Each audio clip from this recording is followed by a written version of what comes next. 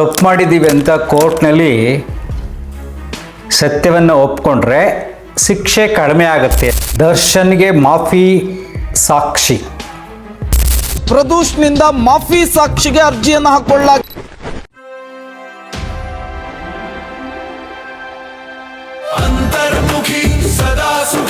ನಮಸ್ಕಾರ ಸ್ನೇಹಿತರೆ, ಈ ದಿನದ ವಿಶೇಷ ವಿಡಿಯೋ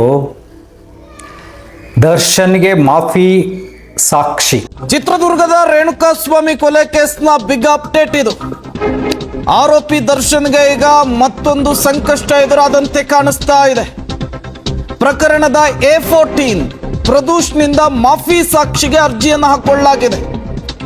ಈ ಪ್ರಕರಣದಲ್ಲಿ ಮಾಫಿ ಸಾಕ್ಷಿಯಾಗಿ ಪರಿಗಣಿಸುವುದಕ್ಕೆ ಕೋರ್ಟ್ಗೆ ಅರ್ಜಿಯನ್ನು ಹಾಕೊಂಡಿದ್ದಾರೆ A14 ಪ್ರದೂಷ್. ಈಗ ನಾವು ತಪ್ಪು ಮಾಡಿದ್ದೀವಿ ಅಂತ ಕೋರ್ಟ್ನಲ್ಲಿ ಸತ್ಯವನ್ನು ಒಪ್ಕೊಂಡ್ರೆ ಶಿಕ್ಷೆ ಕಡಿಮೆ ಆಗುತ್ತೆ ಅಂತ ಮಾಫಿ ಸಾಕ್ಷಿ ಅಂತ ಕರಿತೀವಿ ಅದನ್ನು. ಸೊ ಅದಕ್ಕೆ ದರ್ಶನ್ ಕಡೆಯವರು 3 ಜನ ಬಂದಿದ್ದಾರೆ, ನಿಮಗೆಲ್ಲ ಗೊತ್ತಿದೆ, ಟಿ ವಿನಲ್ಲಿ ಬರ್ತಾ ಇದೆ. ಈಗ ಆ ವಿಷಯಕ್ಕಿಂತ ಮುಖ್ಯವಾಗಿ ನಾನು ಹೇಳ್ತಕ್ಕಂಥದ್ದು ಏನಪ್ಪ ಅಂದರೆ, ನಿಮ್ಮ ಮನಸ್ಸಿನ ವಿಶ್ಲೇಷಣೆಗೆ ಒಂದು ಸಕಾಲ ಇದೆ. ಟ್ರೆಂಡಿಂಗ್ ನ್ಯೂಸ್ ಬರಬೇಕಾದಾಗ ಕೆಲವಾರು ವಿಚಾರಗಳ ಬಗ್ಗೆ ಯೋಚನೆ ಮಾಡಿದ್ರೆ ನಿಮ್ಮ ಮನಸ್ಸಿಗೆ ಸಮಾಧಾನ ಆಗುತ್ತೆ, ಸತ್ಯದ ಅರಿವಾಗುತ್ತೆ. ದರ್ಶನ್ ಜೈಲಲ್ಲಿದ್ದಾಗ ತುಂಬ ಜನ ಜ್ಯೋತಿಷಿಗಳು ಹೇಳ್ತಾ ಇದ್ರು, ದೊಡ್ಡ ದೊಡ್ಡವರು ಈಗ ಹೊರಗಡೆ ಬರ್ತಾರೆ ಅಂತ. ಯಾಕೆ ಅಂದರೆ ಅವಾಗೆಲ್ಲ ಮೂವ್ ಮಾಡ್ತಿರ್ತಾರೆ ಬೇಲ್ಗೋಸ್ಕರ, ಸ್ವಲ್ಪ ಆಶಾಭಾವನೆ ಇರುತ್ತೆ. ಸೊ ಬರ್ತಾರೆ ಅಂದ್ಬಿಟ್ಟು ಗೆಸ್ ಮಾಡಿ ಯಾವ್ಯಾವುದೋ ಗ್ರಹ ಈ ಗ್ರಹ ಇಲ್ಲಿ ಬಂದಿದೆ, ಇದು ಇಲ್ಲಿ ಬಂದಿದೆ ಅಂತ ಏನೇನೋ ಹೇಳ್ತಾರೆ. ರಿಲೀಸ್ ಆದಮೇಲೆ ಬೇಲ್ ಮೇಲೆ ಹೊರಗಡೆ ಬಂದ ಮೇಲೆ ಜ್ಯೋತಿಷಿಗಳು ಎಗೇನ್ ಹೇಳಿದ್ರು. ಕೆಲವು ನ್ಯೂಸ್ ಚಾನಲ್ ನೋಡಿದ್ದೀನಿ, ನಾನು ಹೇಳ್ದಂಗೆ ಆಯಿತು, ನಾನು ಹೇಳಿರಲಿಲ್ವಾ, ಹೇಳಿರೋದನ್ನು ಹಾಕಿ ಈಗ ಆದದನ್ನು ಹಾಕಿ ಎಲ್ಲ ಮಾಡಿದ್ರು. ಸೊ ಹೀಗೆಲ್ಲ ಮಾಡಾದ ಮೇಲೆ ದರ್ಶನ್ ಅವರ ಧರ್ಮಪತ್ನಿ ಎಷ್ಟೊಂದು ಪೂಜೆಗಳನ್ನು ಮಾಡಿದರು ಅವರು. ಅಷ್ಟೊಂದೆಲ್ಲ ಪೂಜೆಗಳು ಮಾಡಿ ಕರ್ನಾಟಕ, ತಮಿಳುನಾಡು, ಕೇರಳ, ನಾರ್ತ್ ಇಂಡಿಯಾ ದೊಡ್ಡ ದೊಡ್ಡ ಸ್ಟ್ರಾಂಗ್ ದೇವರುಗಳಿಗೆಲ್ಲ ಪೂಜೆ ಮಾಡಿ ಸುತ್ತಾಕಿ ಅವ್ರು ಪೂಜಾರಪ್ಪ ಎಲ್ಲ ಹೋಗಿ ಬೆಳ್ಳಾರಿ ಹತ್ರ ಒಂದು ದೊಡ್ಡ ದೇವಸ್ಥಾನ, ಅಲ್ಲಿ ಪೂಜೆ ಮಾಡಿ ಆ ಪೂಜಾರಪ್ಪನಿಗೆ ಹೇಳಿ ಇವ್ರದೆಲ್ಲ ಆದಮೇಲೆ ಬೇಲ್ ಮೇಲೆ ಹೊರಗಡೆ ಬಂದಮೇಲೆ ಆ ಎಲ್ಲ ದೇವಸ್ಥಾನಗಳಿಗೆ ದರ್ಶನ್ ಭೇಟಿ ಮಾಡಿ ಕೃತಜ್ಞತೆಯನ್ನು ಸಲ್ಲಿಸಿದರು. ಅಂದರೆ ದೇವರ ಅನುಗ್ರಹದಿಂದ ನಾನು ಹೊರಗಡೆ ಬಂದಿದ್ದೀನಿ. ಜ್ಯೋತಿಷಿಗಳು, ಸೊ ನಾವು ಹೇಳಿಲ್ವ ಕರೆಕ್ಟಾಗಿ, ಜ್ಯೋತಿಷ್ಯ ಸತ್ಯ, ಫಲ ಜ್ಯೋತಿಷ್ಯ ಸತ್ಯ ಅಂತ ಅವರು ಪ್ರೂವ್ ಮಾಡೋಕ್ಕೆ ಎವಿಡೆನ್ಸ್ಗಳನ್ನ ಕೊಟ್ಟರು. ನೆಕ್ಸ್ಟ್ ಏನು ಮಾಡ್ತು, ಪುನಃ ಸರ್ಕಾರ ಸುಪ್ರೀಂ ಕೋರ್ಟ್ಗೆ ಹೋಯ್ತು, ಬೇಲ್ ಕ್ಯಾನ್ಸಲ್ ಆಯಿತು, ಪುನಃ ಜೈಲ್ಗೆ ಹೋದರು. ಪುನಃ ಜೈಲ್ಗೆ ಹೋಗ್ಬೇಕಾದ್ರೆ ಕಾರಣ ಏನು? ಸ್ಟ್ರಾಂಗಾಗಿ ಸರ್ಕಾರದಿಂದ ವಾದಗಳು ನಡೆದು ಎವಿಡೆನ್ಸ್ ಇಟ್ಟಾಗ ಬೇಲ್ ಕ್ಯಾನ್ಸಲ್ ಆಯಿತು. That is legal procedure. But ಇಲ್ಲಿ ದೇವರುಗಳ ಪಾತ್ರ ಏನು? ಎಷ್ಟೊಂದು ದೇವರುಗಳು ಪೂಜೆ ಮಾಡಿದ್ದು. ಕೊಲ್ಲೂರಿನಲ್ಲಿ ಎಂಥ ಯಾಗ ಮಾಡಿದ್ರು, ಲಕ್ಷಾಂತರ ರೂಪಾಯಿ ಖರ್ಚು ಮಾಡಿ ಯಾಗ ಯಜ್ಞಾದಿಗಳನ್ನು ಮಾಡಿದರು.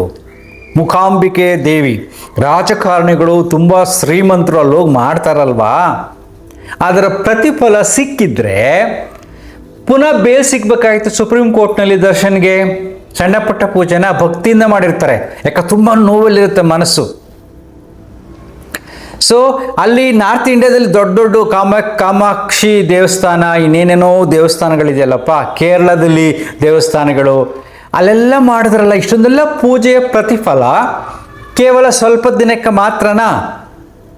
ನೆಕ್ಸ್ಟು ಬೇಲ್ ಕ್ಯಾನ್ಸಲ್ ಆದಮೇಲೆ ದೇವಸ್ಥಾನಗಳು ಹೋಗಲಿಲ್ಲ, ದೊಡ್ಡ ದೊಡ್ಡ ಪೂಜೆಗಳನ್ನು ಮಾಡಲಿಲ್ಲ. ರೆಗ್ಯುಲರ್ ಭಕ್ತ ಚಾಮುಂಡಿ ದೇವಿಗೆ ದರ್ಶನ್ ಅವರು. ನಾನಿಲ್ಲಿ ದೇವರ ಬಗ್ಗೆ ವಿಡಂಬನೆ ಮಾಡುತ್ತಿಲ್ಲ, ಅರ್ಥ ಮಾಡ್ಕೊಳ್ಳಿ. ನಿಮಗೆ ಸಮಾಜದಲ್ಲಿ ನೋಡಿರ್ತಾರಲ್ಲ, ಸಮಾಜದಲ್ಲೇ ಆಗತಕ್ಕಂಥ ಆಗು ಹೋಗುಗಳನ್ನು ನೋಡ್ತಾ ಇರ್ತೀರಿ, ಟಿ ವಿನಲ್ಲಿ ನೋಡ್ತಾ ಇರ್ತೀರಿ, ವಿಷಯಗಳು ಬರ್ತಾ ಇರುತ್ತೆ. ಆಗ ನಿಮ್ಮ ಮನಸ್ಸಿನ ಮೇಲೆ, ನಂಬಿಕೆ ಮೇಲೆ ತುಂಬ ಜನರು ಆಕ್ರಮಣ ಮಾಡ್ತಾರೆ. ಅದರ ಬಗ್ಗೆ ಚಿಂತನೆ ಮಾಡಬೇಕು. ಇಷ್ಟೆಲ್ಲ ಪೂಜೆಗಳು ಮಾಡಿದ್ರು, ಸಿಂಪಲಾಗಿ ಯೋಚನೆ ಮಾಡಿರಿ. ಪ್ರಜ್ವಲ್ ರೇವಣ್ಣ ಜೀವಾವಧಿ ಶಿಕ್ಷೆ ಆಗಿದೆ ಕಾನೂನಾತ್ಮಕವಾಗಿ. ಅವ್ರ ಫ್ಯಾಮಿಲಿಯಲ್ಲಿ, ಅದರಲ್ಲೂ ರೇವಣ್ಣ ಎಂಥ ಪರಮ ಭಕ್ತ, ವಿಧಾನಸೌಧಕ್ಕೆ ಬಂದರೆ ಕೈಯಲ್ಲಿ ನಿಂಬೆಹಣ್ಣು ಹಿಡ್ಕೊಂಡು ಬರ್ತಿದ್ರು ಅವರು. ಅಂಥ ಏನೇನೋ ಪೂಜೆಗಳು, ಏನೇನೋ ಮಾಟ ಮಂತ್ರಗಳು ನಂಬತಕ್ಕಂಥ ಜನ ಅವರು. ದೇವೇಗೌಡರಿಗಿನ್ನ ಭಕ್ತರು ಬೇಕಾ, ಅವ್ರ ಫ್ಯಾಮಿಲಿಗಿನ್ನ ಭಕ್ತರು ಬೇಕಾ? ಎಷ್ಟೊಂದು ಪೂಜೆಗಳಿಲ್ವಾ? ಆಸನಾಂಬೆ ಆಸನದಲ್ಲೇ ಇಲ್ವಾ? ಏನು ಡೈರೆಕ್ಟಾಗಿ ಪೂಜೆ ಮಾಡ್ತಾರಲ್ಲ, ಅಷ್ಟೆಲ್ಲ ಮಾಡಿದ್ರು ಪ್ರಜ್ವಲ್ ರೇವಣ್ಣ ಇನ್ನೂ ಹೊರಗಡೆ ಬರೋಕ್ಕಾಗಿಲ್ಲ. ಯಾಕೆಂದರೆ ಸಾಕ್ಷ್ಯಗಳು ಸ್ಟ್ರಾಂಗ್ ಆಗಿದೆ ಅಲ್ವಾ? ಸ್ವಲ್ಪ ಯೋಚನೆ ಮಾಡಿ ನೋಡಿ. ಸೊ ಈ ದಿಸಿನಲ್ಲಿ ಯೋಚನೆ ಮಾಡಿದಾಗ ನಾವು ಮಾಡ್ತಕ್ಕಂಥ ತಪ್ಪುಗಳನ್ನು ದೇವರು ಕ್ಷಮಿಸ್ತಾನೆ, ಪೂಜೆ ಮಾಡಿದ್ರೆ ಅಂತ ತಿಳ್ಕೊಳ್ಳೋದು ತಪ್ಪು. ಅದಕ್ಕೆ ಇಷ್ಟೊಂದು ವಿಶ್ಲೇಷಣೆ. ಅಹಂಕಾರಕ್ಕೆ ಬಲಿಯಾಗಿ ದರ್ಶನ್ ಸಣ್ಣ ತುಂಬ ಸಿಲ್ಲಿ ಮ್ಯಾಟ್ರ್ ಅದು. ಡೈರೆಕ್ಟಾಗಿ SI ಫೋನ್ ಮಾಡಿದ್ರಲ್ಲಿ ಅವ್ನು ಹಿಡ್ಕೊಂಡು ಒಳಗಡೆ ಹಾಕೊಂಡು ಕಾನೂನಾತ್ಮಕವಾಗಿ ಒಂದು ಕಂಪ್ಲೇಂಟ್ ಕೊಟ್ಟಿದ್ರೆ ಚೆನ್ನಾಗಿ ರೂಪ್ತಿದ್ರು, ಅವನ್ನೇ ಜೈಲಿಗೆ ಹಾಕ್ತಿದ್ರು. ಸಿಂಪಲ್, ಒಂದು ಫೋನ್ ಕಾಲ್, ಒಂದು ಪೈಸಾ ಖರ್ಚಿಲ್ಲ. ಅಹಂಕಾರ, ಮದ, ಮತ್ತಿನಲ್ಲಿ ಮನಸ್ಸು ವರ್ತನೆ ಮಾಡಿದಾಗ ಶಿಕ್ಷೆ ಹೇಗಾಗುತ್ತೆ ಅನ್ನೋದನ್ನು ಅರ್ಥ ಮಾಡ್ಕೊಳ್ಳಿ ನೀವು. Darshan case is very silly, Prajwal case is different. Personal ಮಾಡಿರ್ತಕ್ಕಂಥ ವಿಚಾರಗಳು. ಇದಕ್ಕೆಲ್ಲ ನಾವು ಮಾಡ್ತಕ್ಕಂಥ ತಪ್ಪುಗಳಿಗೆ ಪೂಜೆ ಮಾಡಿಬಿಟ್ರೆ ದೇವರು ಕ್ಷಮಿಸಲ್ಲ. ದೇವರು ಕ್ಷಮಿಸೋಕ್ಕೆ ಅವನ ಲಂಚ ತಗೊಳ್ಳೋಣಲ್ಲ. ನಿನ್ನ ಕಲ್ಪನೆಯಲ್ಲಿ ನೀನು ಲಂಚ ಕೊಡ್ತಿದ್ದೆ ಅಷ್ಟೇ. ಇಷ್ಟು ಖರ್ಚು ಮಾಡ್ತೀನಿ ದೇವರೇ, ನನಗೆ ಇಷ್ಟು ಒಳ್ಳೇದು ಮಾಡೋದಲ್ಲ, ನೀನು ಕೊಡ್ತಿದ್ದೆ ಹೊರತು ಅವನಿಗೆ ನೀನು ಕೊಡೋದು ಬೇಕಾಗಿಲ್ಲ. ಅವನು ಅಷ್ಟು ಸಿಲ್ಲಿ ಅಲ್ಲ. ಇದ್ರ ಬಗ್ಗೆ ನೀವು ಯೋಚನೆ ಮಾಡಿ. ನೆಕ್ಸ್ಟ್ ತುಂಬ ಇಂಪಾರ್ಟೆಂಟ್, ಜ್ಯೋತಿಷಿಗಳು. ಸಡನ್ನಾಗಿ ನಾನು ಹೇಳ್ದಂಗೆ ಆಯಿತು, ರಾಜ್ TV ನ್ಯೂಸಲ್ಲಿ ನೋಡಬೇಕಾಗಿತ್ತು. ಸಿಕ್ಕರ್ ತಾಜಾದ್ರ ಮಧ್ಯೆ ಕ್ಲಿಪ್ಪಿಂಗ್ಸ್ ಹಾಕ್ತೀನಿ. ಅದು ಹಿಂದೆ ಬಂದಿತ್ತು. ಒಬ್ಬ ಜ್ಯೋತಿಷಿ ನಾನು ಡೈರೆಕ್ಟಾಗಿ ಕಳಿಸಿದ್ರು, ನೋಡಿ ನಾನು ಹೇಳ್ದಂಗೆ ಆಯಿತು, ಇಂಥದ್ದನ್ನೇ ಹೇಳಿದ್ದೆ, ಹಿಂಗಾಯ್ತು ಅಂತ. ಈಗ ಸದ್ಯ ಇಲ್ಲ. ಜ್ಯೋತಿಷಿಗಳು ಎಲ್ಲೋದ್ರು ಇವಾಗ? ಯಾಕೆ ಯಾರು ಹೇಳ್ತಾ ಇಲ್ಲ? ರಾಜಕಾರಣಿಗಳ ಬಗ್ಗೆ ಕೆಲವು ಜ್ಯೋತಿಷಿಗಳು ಹೇಳ್ಬಿಟ್ರೆ ಏನಾದ್ರು ಕೆಲಸ ಆಗ್ಬಿಟ್ರೆ ಫೇಮಸ್ ಆಗಿಬಿಡ್ತಾರೆ. ಯಾಕೆಂದರೆ ಅಲ್ಲಿ ಆಗು ಹೋಗುಗಳನ್ನು, ನ್ಯೂಸ್ಗಳನ್ನು ನೋಡಿಕೊಂಡು ಕೆಲವು ಸ್ವಾಮೀಜಿಗಳು ಜ್ಯೋತಿಷ ಹೇಳ್ತಾ ಇರ್ತಾರೆ. ಅದು ಕೋಡ್ ವರ್ಡಲ್ಲಿ ಬೇರೆ ಹೇಳೋದು, ಅರ್ಥ ಆಗ್ದಂಗೆ. ಅರ್ಥ ಆದ್ರೆ ಆಗಲಿ, ಹೋದ್ರೆ ಹೋಗ್ಲಿ. ಸಕ್ಸಸ್ ಆದರೆ ನಾನು ಸಕ್ಸಸ್ಸು, ಅದನ್ನು ನಂಬ್ಕೊಂಡು ನೂರಾರು ಜನ ಅಲ್ಲಿ ಹೋಗ್ತಿರ್ತಾರೆ. ಕೋಡಿಮಠ ಶ್ರೀಗಳು ಹೇಳ್ತಿರ್ತಾರಲ್ಲ, ಅವ್ರು ನ್ಯೂಸ್ ನೋಡೋದು, ಅನಲೈಸ್ ಮಾಡೋದು, ಒಂದಷ್ಟು ಕೋಡ್ ವರ್ಡಲ್ಲಿ ಹೇಳ್ಬಿಡೋದು. ಅವ್ರು ಅದೇ ಕೆಲಸ ಬರೋ ರಾಜಕಾರಣಿ ಬಗ್ಗೆ, ಆ ವಿಚಾರದ ಬಗ್ಗೆ, ಈ ವಿಚಾರದ ಬಗ್ಗೆ, ಮಳೆ ಬಗ್ಗೆ. ಮಳೆ ಎಲ್ಲ ನೋಡ್ತಾ ಹೆಂಗಿದೆ, ಹೆಂಗೆ ಬರ್ತಾ ಇದೆ ಅಂತ. ಸ್ವಲ್ಪಕ್ಕೆ ಜಾಸ್ತಿ ಆದಾಗ ಈ ವರ್ಷ ಜಾಸ್ತಿ ಆಗುತ್ತೆ ಅಂತ ಹೇಳ್ಬಿಡೋದು, ಕಡಿಮೆ ಆದಾಗ ಮಳೆ ಬರೋದಿಲ್ಲ ಅಂತ ಹೇಳ್ಬಿಡೋದು.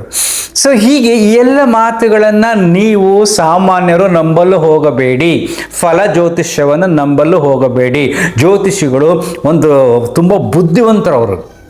ತಮ್ಮ ಮುಂದೆ ಯಾರು ಬರ್ತಾರೋ ಅವರ ಮನಸ್ಸನ್ನು ಓದುವ ಶಕ್ತಿ ಅವರಿಗಿರುತ್ತೆ. ಒಂದು ಸುಳ್ಳನ್ನು ಹೇಳಬೇಕಾದ್ರೂ ತುಂಬ ತಾಕತ್ತು ಬೇಕು, ಕನ್ವಿನ್ಸ್ ಮಾಡಬೇಕಾದ್ರೂ ತುಂಬ ತಾಕತ್ತು ಬೇಕು. ಬರತಕ್ಕಂಥ ವ್ಯಕ್ತಿಯನ್ನು ಗಮನಿಸಿ, ಹಾವಭಾವಗಳನ್ನು ಗಮನಿಸಿ, ಒಂದಷ್ಟು ವಿಚಾರಗಳನ್ನು ತಿಳಿಸ್ಬಿಟ್ಟು ಮೋಡಿ ಮಾಡಿ ದುಡ್ಡು ಖರ್ಚು ಮಾಡಿಸ್ತಾರೆ. ಆ ಪೂಜೆ ಮಾಡಿಸೋ, ಈ ಪೂಜೆ ಮಾಡಿಸೋ ಅಂತ. ಈ ರಾಜಕಾರಣಿಗಳು ಅಷ್ಟೇ, ದೊಡ್ಡವರೆಲ್ಲ ಹೋಗಿ ಏನಪ್ಪ ಪೂಜೆ ಮಾಡಿದ್ರು, ಅದಕ್ಕೆ ಒಳ್ಳೇದಾಯಿತು, ಹಾಗಾಯ್ತು, ಹೀಗಾಯ್ತು ನೋಡಿ ಅಂತೀರಿ. ಏನಿಲ್ಲ. ಆ ರಾಜಕಾರಣಿಗಳ ಪೂಜೆಗಳ ಹಿಂದೆ ನಾನಾ ತಂತ್ರಗಾರಿಕೆ ಇರುತ್ತೆ. ಅವರೇನು ದೊಡ್ಡ ವ್ಯಕ್ತಿಗಳಲ್ಲ, ಅವರಲ್ಲಿ ತುಂಬ ಗಿಲ್ಟ್ ಕಾಡ್ತಾ ಇರುತ್ತೆ ಮನಸ್ಸಿನಲ್ಲಿ. ತುಂಬ ಅವರು ಸತ್ಯವಾಗಿ ನಡೆದುಕೊಂಡರೆ ಸಮಾಜದಲ್ಲಿ ರಾಜಕೀಯ ಮಾಡೋದು ಕಷ್ಟ. ಯಾಕೆಂದರೆ ಸಮಾಜದ ಜನರ ಮನಸ್ಸು ಆ ರೀತಿ ಇದೆ. ಸೊ ಎಲ್ಲ ಗೋಲ್ಮಾಲ್ ಮಾಡ್ತಾ ಇರ್ತಾರೆ, ಜನಗಳು ಹಂಗೆ ಇದ್ದಾರೆ. That's okay. ಈಗ ನಾನು ಲಾಸ್ಟಲ್ಲಿ ಒಂದೇ ಒಂದು ಸೆಂಟೆನ್ಸ್ ಹೇಳ್ತೀನಿ, ದಯವಿಟ್ಟು ನೆನ್ಪಿಟ್ಕೊಳ್ಳಿ. ಯಾರು ಪೂಜೆಗಳಿಗೆ ದಾಸರಾಗಿ ಹಣ ಕಳ್ಕೊತಾರೋ, ಯಾರು ಜ್ಯೋತಿಷಿಗಳಿಗೆ ದಾಸರಾಗಿ ಹಣ ಕಳ್ಕೊತಾರೋ ಅವರಿಗೆ ಹೇಳ್ತಕ್ಕಂಥ ಸತ್ಯ. ಈ ಹೊರಗಡೆ ಪ್ರಪಂಚದಲ್ಲಿ ಏನೇನು ನಡೀತಾ ಇದೆಯೋ, ಸ್ಪೆಷಲಿ TV ಮಾಧ್ಯಮಗಳಲ್ಲಿ ಬರತಕ್ಕಂಥ ಜ್ಯೋತಿಷಿಗಳನ್ನು ನಂಬಬೇಡಿ. ಎರಡನೇ ಪಾಯಿಂಟು, ಯಾವುದೇ ಕಾರಣಕ್ಕೂ ದೇವರು ನಿಮ್ಮ ಆಸೆಗಳಿಗೆ, ನಿಮ್ಮ ವ್ಯಾಪಾರಕ್ಕೆ, ನೀವು ಕಟ್ಟುವ ದುಡ್ಡಿಗೆ ಎಷ್ಟು ದುಡ್ಡು ಖರ್ಚು ಮಾಡ್ತೀರೋ ಅದಕ್ಕೆ ದೇವರು ಒಲಿಯುವುದಿಲ್ಲ. ಎರಡನೇ ಪಾಯಿಂಟು. ಮೂರನೇ ಪಾಯಿಂಟು ತುಂಬ ಸಿಂಪಲ್ ರೀ. ನಿಮ್ಮನ್ನು ನೀವು ನಂಬಿ, ನಿಮ್ಮ ಅಂತರ್ಶಕ್ತಿಯನ್ನು ನಂಬಿ ನೀವು ಕೆಲಸ ಮಾಡ್ಕೊಂಡು ಹೋಗಿ. ಏನಾಗಬೇಕೋ ಹಾಗೇ ಆಗತ್ತೆ. ಯಾರು ನಿಲ್ಲಿಸಲು ಸಾಧ್ಯವಿಲ್ಲ. ಈ ಸತ್ಯವನ್ನು ಅರ್ಥ ಮಾಡ್ಕೊಳ್ಳಿ. ಇಲ್ಲಿ ಸಮಾಜ ನಡೀತಕ್ಕಂಥ ಎಲ್ಲ ಆಟಗಳನ್ನು ನೋಡಿ ಮನಸ್ಸು ಒಳಮುಖವಾಗಬೇಕು ಅನ್ನತಕ್ಕಂಥದ್ದು ಒಂದೇ ಒಂದು ಚಿಂತನೆ ಅಷ್ಟೇ. ಎಲ್ಲ ಬಿಟ್ಟಾಕಿ ನೆಮ್ಮದಿಗಿರಿ. ಅಂತರ್ಮುಖಿ, ಸದಾ ಸುಖಿ. ನಮಸ್ಕಾರ.